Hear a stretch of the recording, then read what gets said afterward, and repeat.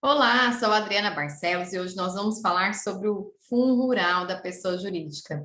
No vídeo sobre o Fundo Rural da pessoa física, vocês pediram que eu disponibilizasse outro vídeo falando sobre o recolhimento dessa contribuição dos produtores rurais para a Seguridade Social, que é o tão conhecido Fundo Rural. Vamos demonstrar aqui de forma bem simples, objetiva e fazer uma simulação lá no final. Eu vou mostrar uma planilha bem semelhante àquela da pessoa física, para vocês entenderem como fazer a análise, se é mais vantajoso você fazer o recolhimento do fundo rural pela folha de pagamento ou pela comercialização.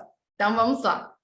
Começando pela comercialização, se você optar pela comercialização, você vai recolher 2,05%, como o pessoal chama aí o tal do fundo rural. E ele é composto por Senar, RAT e a contribuição patronal para a Seguridade Social, que é a contribuição ao INSS.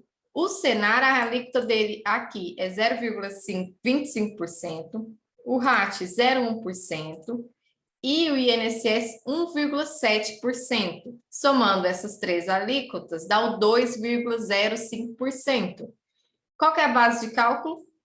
Como nós já vimos no início, a comercialização. Então, você aplica 2,05% a toda a sua comercialização. Não tem desconto, gente, é a receita bruta.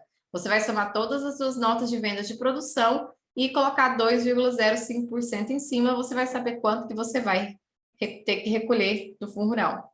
Além disso, mesmo que você opte pelo pagamento do Fundo Rural sobre a comercialização, você vai ter que recolher 2,07% sobre a folha de pagamento relacionada às contribuições de terceiros. São elas, salário, educação e o INCRA. 2,5% salário e educação e 0,2% do INCRA, sobre, como eu falei, a folha de pagamento. Então, ó, em resumo, ficou assim, ó. Se eu opto pela comercialização, lembrando que aqui é pessoa jurídica, tá, gente? Produtor rural, pessoa jurídica. Eu vou ter que pagar 2,05% sobre a comercialização e 2,7% sobre a folha de pagamento. Se eu optar pela folha de pagamento, eu vou ter que pagar 23%, que é o que o pessoal coloca como alíquota do Fundo Rural, composto pelo INSS e RAT. A parte do INSS é 20%, que é a contribuição patronal semelhante às empresas convencionais, e RAT, 3%, que dá os 23% todos sobre a folha de pagamento. Me desculpe, folha de pagamento. E, além disso, a contribuição de terceiro aqui com a alíquota de 5,2%, porque aumenta o Senar. Antes, lá em cima, o Senar era sobre a comercialização. Aqui, o Senar vai ser sobre a folha de pagamento. E a alíquota dele é 2,5%, do salário de educação também, e do INCRA, 0,2%. Somando esses três, dá 5,2% sobre a folha de pagamento. Uma diferença aqui do Fundo Rural da pessoa jurídica com a pessoa física é que na pessoa física, quando ele faz a opção pelo recolhimento sobre a folha de pagamento, o Senar ainda continua sendo 0,2% sobre a comercialização. Ele não é incorporado aqui na base de cálculo, na alíquota da folha de pagamento das contribuições de terceiro. Ele continua sobre a comercialização. É uma diferençazinha entre a pessoa física e a pessoa jurídica. E aqui, gente, da mesma forma como eu falei no vídeo da pessoa física, para você optar, você tem que optar, o prazo é até o recolhimento da primeira contribuição do ano, que é referente a janeiro, que ocorre no dia, geralmente no dia 20 de fevereiro. Para esse ano de 2022 é no dia 18, porque 20 dá no domingo. Então, os tributos, eles sempre, eles não prorrogam para o primeiro dia útil posterior, eles antecipam para o último dia anterior útil, né, em relação a fim de semana, feriado e tudo mais. E além disso, você também tem que enviar o informativo da opção pelo recolhimento sobre a folha de pagamento para os seus clientes, para os seus compradores, ok?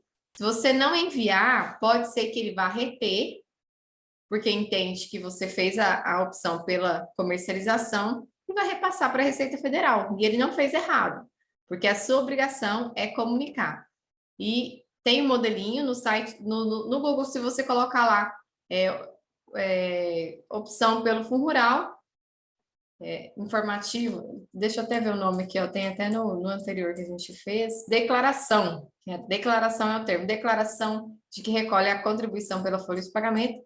No modelo da legislação, vai aparecer lá, você baixa, edita suas informações e envia para todos os seus compradores. E antes que eu me esqueça, gente, eu quero fazer um alerta. Eu coloquei aqui o RAT como sendo 3% aqui sobre a folha de pagamento, aqui. Só que ele é uma alíquota variável, tá? Depende do risco da atividade. Como a atividade rural tem um alto risco, geralmente ela é 3%, tá? Por isso que eu já coloquei aqui e até esqueci de fazer esse alerta antes. E com relação a uma outra informação que me pediram para constar aqui no vídeo, é sobre o código que vai na guia do GPS para falar que é o Fundo Rural, aquele recolhimento que se trata de Fundo Rural. É o código 2607 para pessoa jurídica, ok? Para pessoa física, varia conforme o comprador.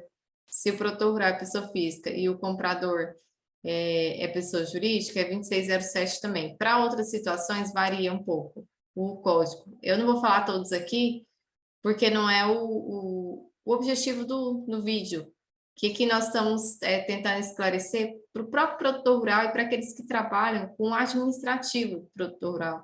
Não é nem tanto o contador em si. Claro que para os contadores também ajuda a ficar mais claro, porque quando a gente olha esse gráfico, né, fica bem mais claro com o que nós estamos trabalhando. E ao invés de pegar um sistema parametrizado sem informação nenhuma, né? Mas aí quem tiver curiosidade para saber quais são todos os códigos de recolhimento do Fundo Rural em todas as situações, eu indico um site, a Econet, se eu não me engano é esse o nome. Não, assim, eu não os conheço, tem nada, mas meus pais que são contadores, eu acho que eles são clientes da Econet, e minha sobrinha que trabalha no departamento pessoal lá sempre me manda informações tiradas desse site e são bem claras. Lá fala toda a legislação, você pode ir diretamente na legislação, porque quando alguém fala alguma coisa para você, igual eu estou fornecendo aqui de forma resumida, é interessante você ir na fonte daquela informação e conferir se aquilo tudo está correto. Beleza? Acho que eram esses esclarecimentos que eu quase estava esquecendo de falar, gente. E vamos seguir, né? E vamos fazer uma simulaçãozinha aqui para saber se... eu vou colocar dados bem aleatórios, tá? Eu vou compartilhar aqui com vocês. Se compensa vocês recolherem pela comercialização ou pela folha de pagamento. Aqui, ó, é uma planilha semelhante àquela outra. A questão é que aqui, ó, a contribuição de terceiro não é igual. Lembra que na pessoa física era igual aqui? Então, na pessoa jurídica elas são diferentes. O cenário também diferencia, tanto é que está em branco, ele veio para cá, que ele vai sobre a folha de pagamento. E na pessoa física, como eu comentei, ele continuava sobre a comercialização. Então, tem essas diferençazinhas. Eu incluo aqui a parte do segurado, porque é um ônus sobre a folha de pagamento, e o FGTS também, para ficar um comparativo bem bacana entre um e outro. Vou colocar aqui que esse meu produtor hipotético, ele fatura no ano, que é a receita bruta anual, então nós vamos saber o recolhimento anual, né, no final das contas. 48 milhões. E ele tem 30 mil de folha de pagamento mensal, né, a folha mensal que ele calculou 12, já calculou anual aqui, ó. Esse produtor, ele pagaria, se ele optasse pela comercialização, pela pagamento do Fundo Rural sobre a comercialização, R$1.062.800. E se ele optasse sobre a folha de pagamento, R$180.800, gente. Olha aqui a economia. Lembrando que antes, só a título de curiosidade, não havia essa opção. Era só sobre a comercialização e a alíquota ainda era superior. Então, era inviável para o produtor rural pagar isso aí. E totalmente desproporcional às demais empresas, certo? Foi muito bacana eles introduzirem essa mudança e dar a opção do produtor rural recolher como uma empresa convencional sobre a folha de pagamento, correto? E aqui também eu coloquei uma abazinha para a gente fazer o alerta da exportação. Eu expliquei no vídeo da pessoa física, vou dar uma pincelada aqui. O Fundo Rural, ele não incide sobre a exportação. Isso vem do artigo 149, parágrafo 2º, inciso 1º da Constituição Federal, porque lá fala que as contribuições sociais e de intervenção no domínio econômico, de que trata o caput deste artigo, não incidirão sobre as receitas decorrentes de exportação. Ou seja, o Fundo Rural é uma contribuição social, então ele não incide sobre as vendas para exportação. Porém, isso foi pacificado recentemente, se eu não me engano, no ano de 2020, no final do ano de 2020, e porque até então a Receita Federal, claro que de forma conveniente, ela interpretava isso como somente as exportações diretas e não estendia esse benefício às exportações indiretas, por meio das tradings, por exemplo.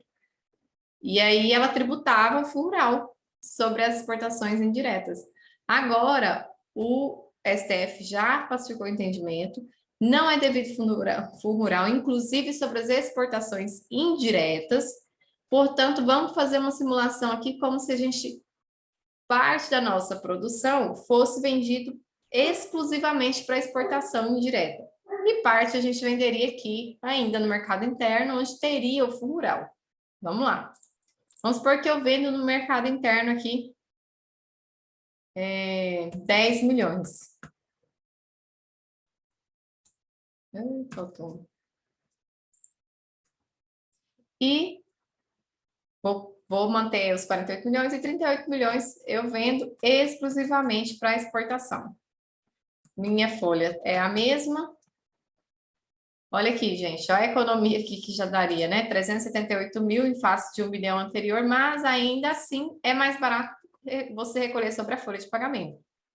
Vamos supor que eu não vendo no mercado interno, 100% da minha produção é para exportação. Vamos ver se compensa?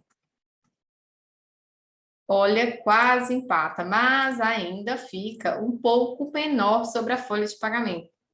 E um alerta que eu fiz lá no vídeo da pessoa física é que, assim, para você vender como venda indireta para exportação, você já tem que. O CFOP da nota já tem que ser de remessa para exportação, que é o 5501, e você tem que solicitar para o seu comprador que ele te forneça o DUE, que é o documento único de exportação, para você ter no seu arquivo. Nesse documento vão todas as notas fiscais dos produtos que eles compraram, que fazem a formação daquele lote de venda para exportação.